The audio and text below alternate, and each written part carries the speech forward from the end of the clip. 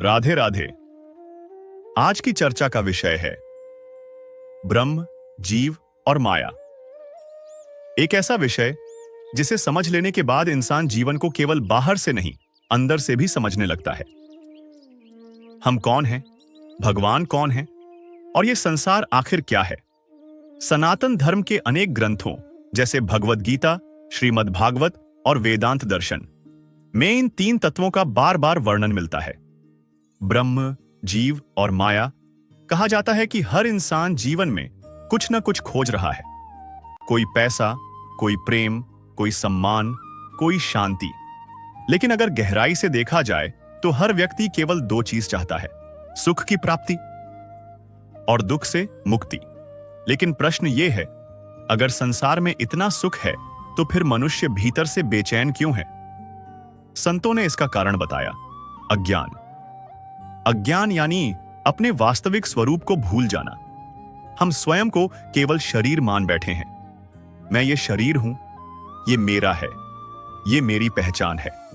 लेकिन भगवद गीता में भगवान श्री कृष्ण कहते हैं, जैसे मनुष्य पुराने वस्त्र छोड़कर नए वस्त्र धारण करता है, वैसे ही आत्मा पुराने शरीर छोड़कर नया शरीर धारण करती है। अर्थात शरीर बदलता है लेकिन आत्मा नहीं। और जब आत्मा अस्थाई संसार में स्थायी सुख खोजती है तभी दुख जन्म लेता है। इसीलिए मानव जीवन को अत्यंत दुर्लभ कहा गया है। शास्त्रों में कहा गया है कि जीव 84 लाख योनियों में भटकता है, लेकिन मानव शरीर विशेष है क्योंकि केवल मनुष्य ही भगवान को जान सकता है, आत्मा को समझ सकता है और मोक्ष की ओर बढ़ सकता है। अब यहां एक महत्वपूर्ण प्रश्न आता है, आखिर ब्रह्म, जीव और माया हैं क्या। ब्रह्म अर्थात परम सत्य, परमात्मा, भगवान जो अनंत हैं, जो सबके आधार हैं। जीव अर्थात हम सब, व्यक्तिगत आत्माएं। और माया, माया केवल भ्रम नहीं है। माया वह शक्ति है जो मनुष्य को संसार में उलझाए रखती है। मोह, अहंकार, वासना, लोभ और संसार में सुख खोजने की निरंतर इच्छा, यही माया है। संत कहते हैं कि मन हमेशा किसी न किसी चीज से जुड़ना चाहता है।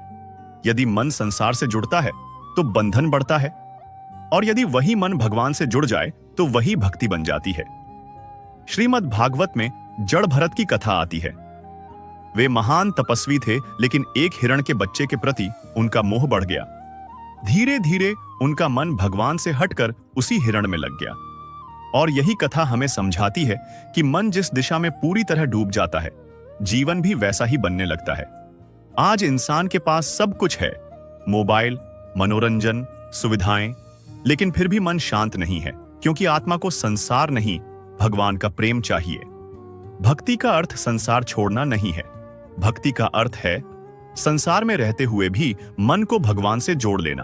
और शायद यही मानव जीवन का सबसे बड़ा उद्देश्य है, भगवान को जानना, उन्हें महसूस करना और उनसे प्रेम करना।